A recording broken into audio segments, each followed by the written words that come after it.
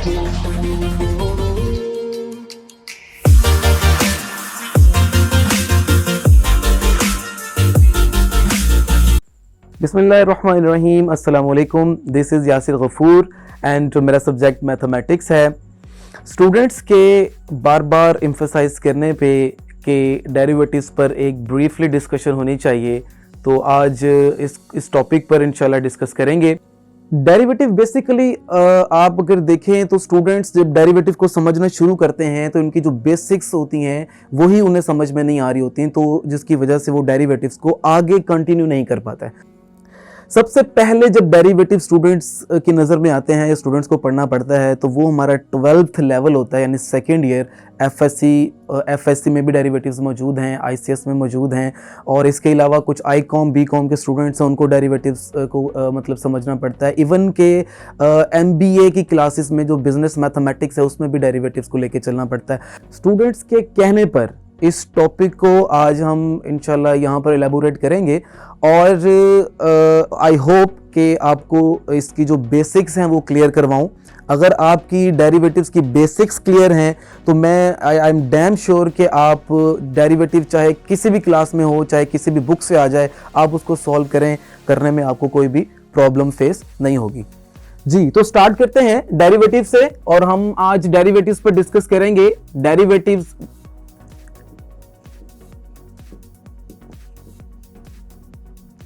जी, derivatives को solve करने के 5 रूल्स हैं। नंबर 1, सबसे पहले मैं आपको बता दूं, सबसे नंबर 1 जो रूल है हमारे पास वो पावर रूल है, जो डेरिवेटिव का बेसिक रूल है। अगर हमें ये रूल आता है तो आगे डेरिवेटिव्स को सॉल्व करना बहुत आसान होता जाएगा। ये सबसे पहले आपको पावर रूल आना चाहिए। नंबर 2, उसके बाद जो रूल हमने डिस्कस करना है वो हमारे पास प्रोडक्ट रूल है, और ये रूल कब इंप्लीमेंट करते हैं, इस रूल को कब हम सॉल्व करते हैं, और इस रूल हमें कब पता चलता है कि वहां पे प्रोडक्ट रूल लगना है या कौन सा रूल लगना है, वो हम फंक्शन को देख के पहचान लेते हैं कि इस फंक्शन पर ये वाला रूल इंप्लीमेंट होगा। नंबर 3 जो हमारे पास रूल आएगा वो हमारे पास आ जाएगा क्वोशिएंट रूल।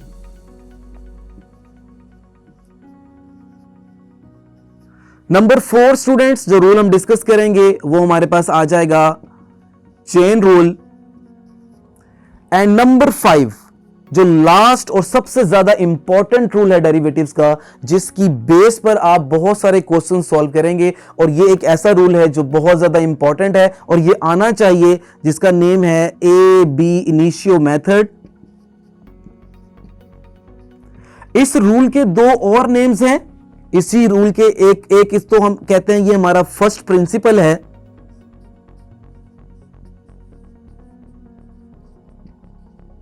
और इसी का एक और नाम है जिसे हम कहते हैं ये हमारा बाय डेफिनेशन।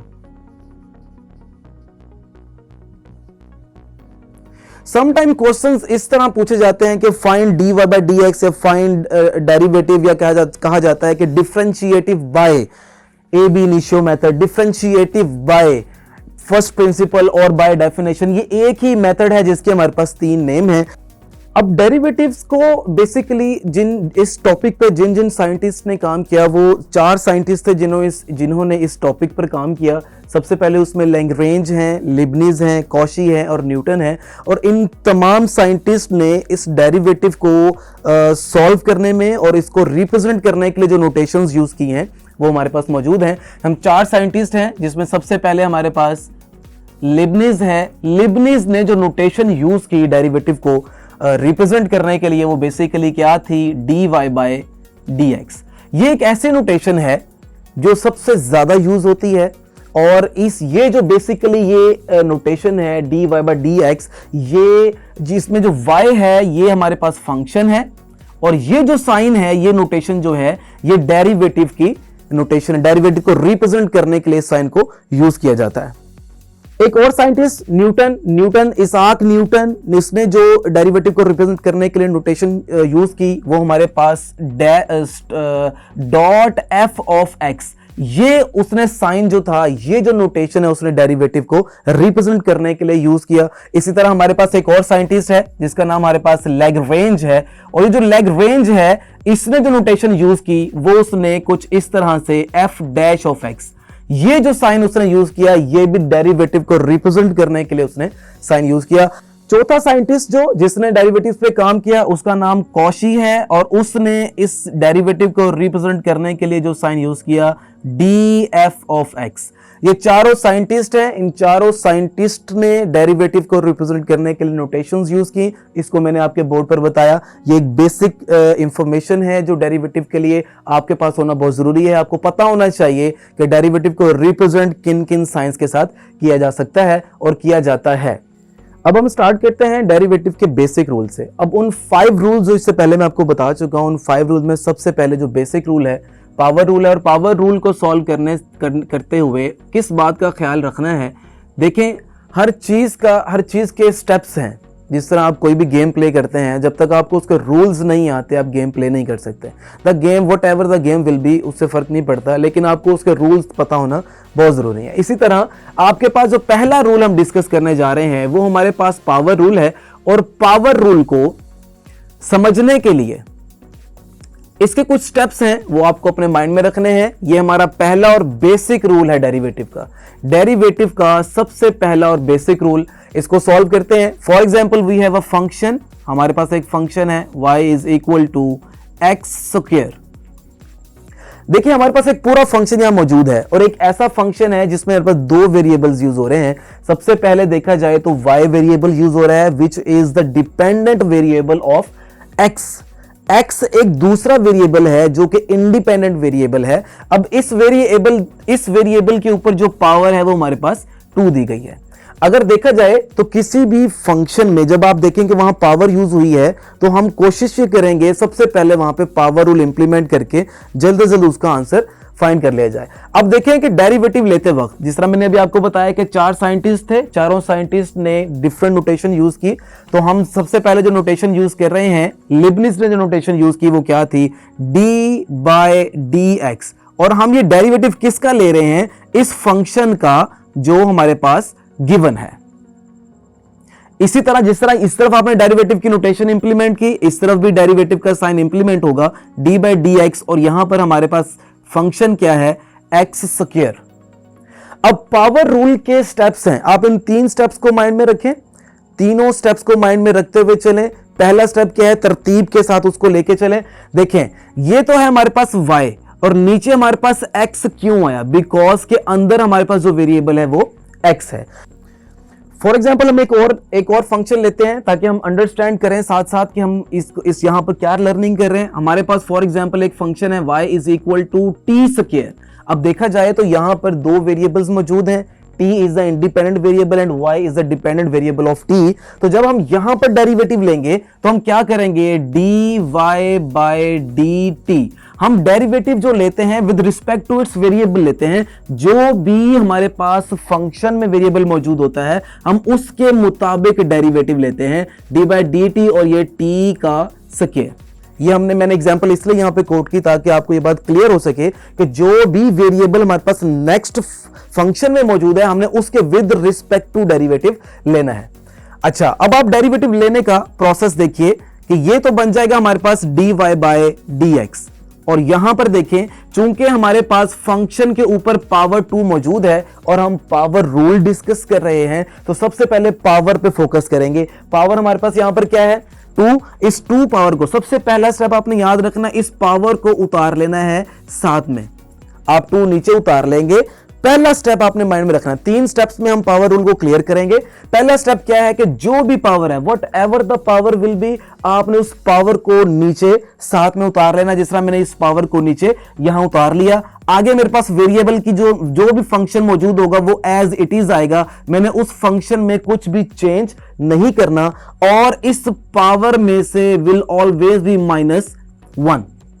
सेकंड स्टेप, पहला स्टेप मैंने आपको क्या बताया है कि आपने 2 जो भी पावर होगी, 2 हो, 3 हो, 4 हो, आपने उस पावर को नीचे उतार लेना है। सेकंड स्टेप ये है कि जो आपके पास फंक्शन है वो एज इट इज लिख के उस पावर में से ऑलवेज 1 माइनस करना है। और फिर थर्ड स्टेप आपने माइंड में रखना है कि आपने पावर के ऊपर इस तरह हाथ रख लेना है और जो फंक्शन रिमेनिंग बच जाए उस फंक्शन का आपने अगेन डेरिवेटिव लेना है with respect to its variable. कुछ की पॉइंट्स आपने माइंड में रखने हैं, कुछ क्लूज हैं वो आपके माइंड में रहे हैं, आपने उन्हें माइंड में रखना है, याद रखना है। यहां पर मैं नोट लिख रहा हूं, यहां पर उन पॉइंट्स को मैं नीचे शो करता जाऊंगा। नंबर 1 पॉइंट ये है कि x का derivative with respect to x, for example x का derivative with respect to x will always be equal to 1।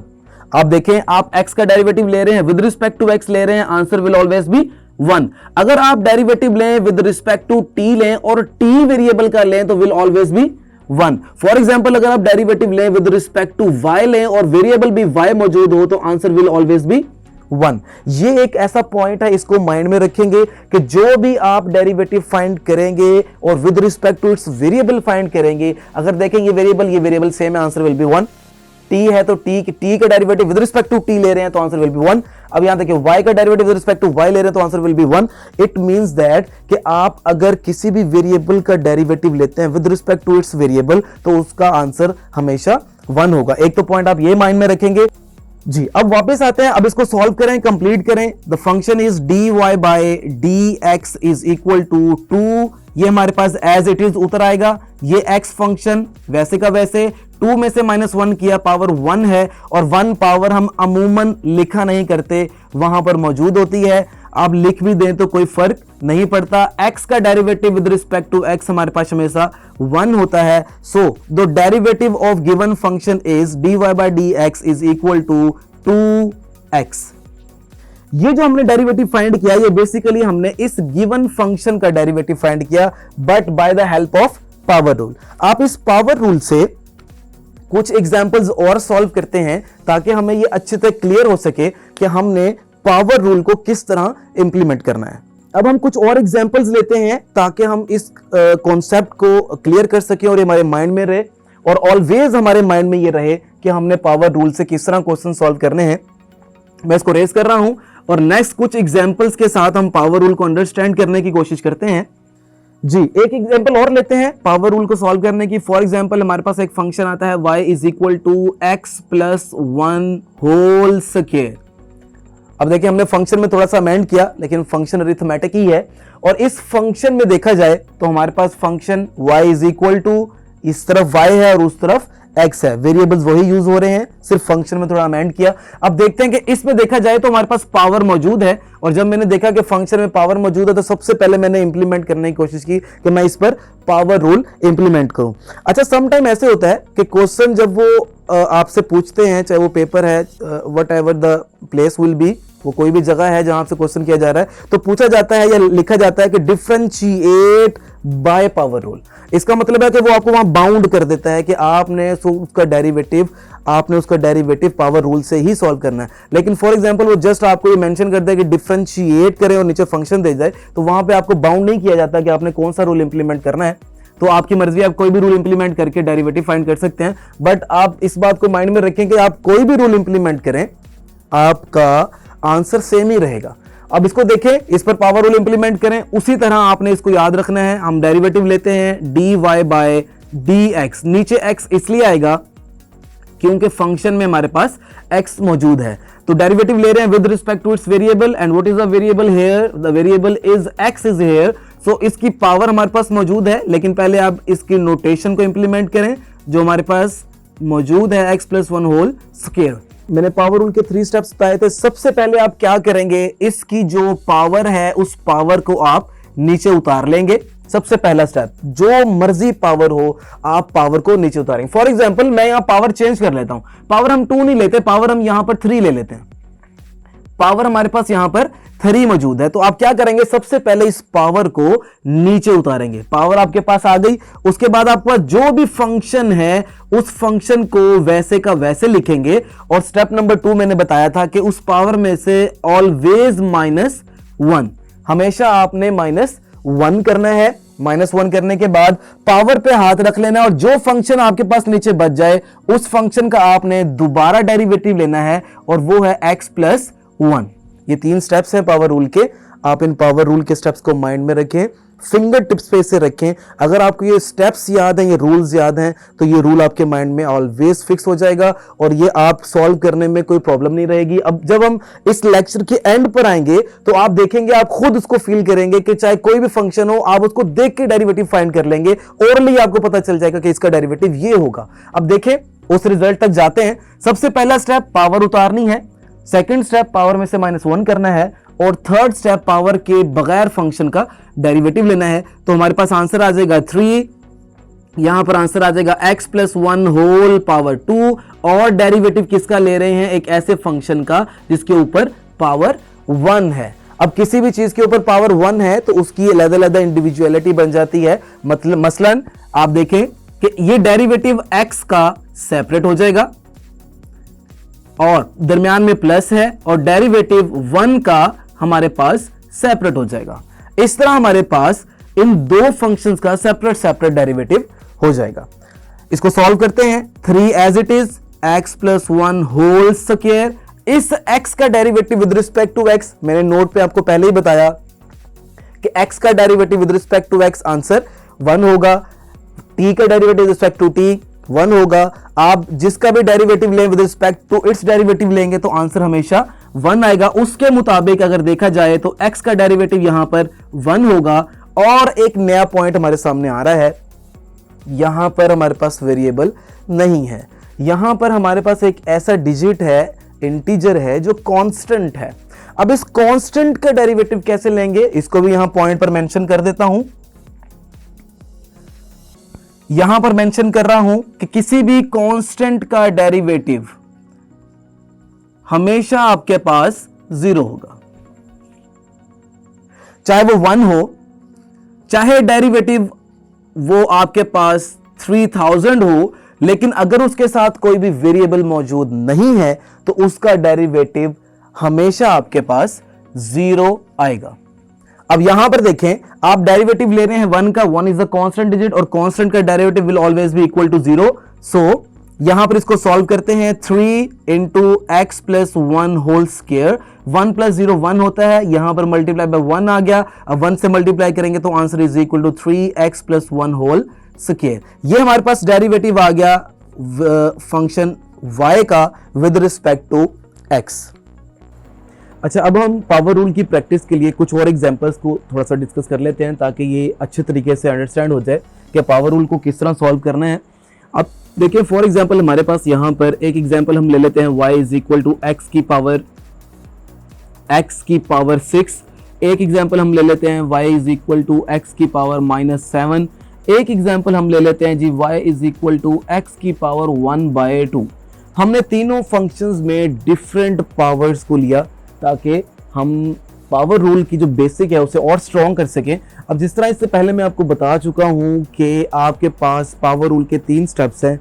सबसे पहला स्टेप ये है कि आपने उस पावर को उतार लेना है, और सेकंड स्टेप में आपने पावर में से -1 करना है, और थर्ड स्टेप में पावर के बगैर फंक्शन का डेरिवेटिव लेना है। यही 3 रूल्स हैं, इसके 3 स्टेप्स हैं पावर रूल के। इन स्टेप्स को माइंड में रखें और फौरन से क्वेश्चन सॉल्व करते जाएं। अब देखिए, यहां पर मेरे पास y = x, मतलब अंदर जो वेरिएबल है वो x यूज हो रहा है। सो हम क्या करेंगे, dy/dx इज इक्वल टू, यहां भी d/dx, और फंक्शन हमारे पास x की पावर 6 मौजूद है। अब आपने दोनों तरफ नोटेशन यूज कर ली। अब आपने क्या करना है, dy/dx इज इक्वल टू, पहला स्टेप क्या है, पावर को उतार लें। दूसरा स्टेप क्या है कि आपने पावर में से -1 करना है 5, और पावर के बगैर फंक्शन का डेरिवेटिव हमारे पास d/dx, और ये x आंसर में क्या बन रहा है 6, x की पावर 5।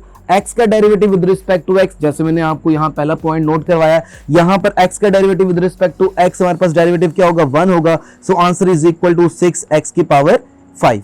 अब आप इसको देखें, नेक्स्ट एग्जांपल जो हमारे पास, इसमें पावर जो हमारे पास पावर है वो हमारे पास नेगेटिव है। इसको किस तरह सॉल्व करेंगे, dy/dx इज इक्वल टू, आप यहां पर डायरेक्ट डेरिवेटिव लें, अपने माइंड में रखिए उन 3 स्टेप्स को, उन्हीं स्टेप्स को माइंड में रखते हुए जल्दी से डेरिवेटिव लें। -7 हम पावर उतार लेंगे, और पावर में हमने -1 करना है, और पावर के बगैर फंक्शन का डेरिवेटिव 1 है, लिहाजा हमारे पास यहां पर क्या डेरिवेटिव बन रहा है, dy by D x, derivative क्या बन रहा है -7 x की पावर -7 -1 -8 और 1 वैसे मौजूद है और मल्टीप्लाई करेंगे the function will remain same. So ये वो स्टेप्स मैंने आपको बताए हैं कि आप अपनी जल्द आप उसका पावर रूल के जरिए डेरिवेटिव फाइंड कर सकते हैं। अब एक फंक्शन हमारे पास रिमेनिंग है जिसमें x की पावर फ्रैक्शन में है, इसको भी हम देख लेते हैं इसको किस तरह सॉल्व करना है, जरा गौर कीजिएगा।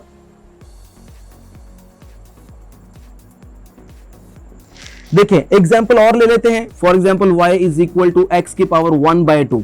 अब हमारे पास पावर चेंज है लेकिन रूल वही है, स्टेप्स वही हैं। सबसे पहले आप क्या करेंगे dy बाय डी एक्स, और आपके पास पावर मौजूद है वो क्या है 1/2, पावर उतार लें, पावर में से -1 करना है यानी 1/2 -1 करेंगे, फिर पावर के बगैर फंक्शन का डेरिवेटिव लेना है। इन तमाम स्टेप्स को आपने अपने माइंड में रखना है और इनको माइंड में रखते हुए तेजी के साथ आपने अपना डेरिवेटिव लेना है। जितने ज्यादा क्वेश्चंस करेंगे, जितनी ज्यादा प्रैक्टिस करेंगे, उतना ज्यादा आपको ये फिंगर टिप्स पे जो है वो याद हो जाएगा। अब देखिए 1/2 एज इट इज, यहाँ x की पावर 1/2 -1 का मतलब है -1/2, यानी आप इसको रफली भी सॉल्व कर सकते हैं।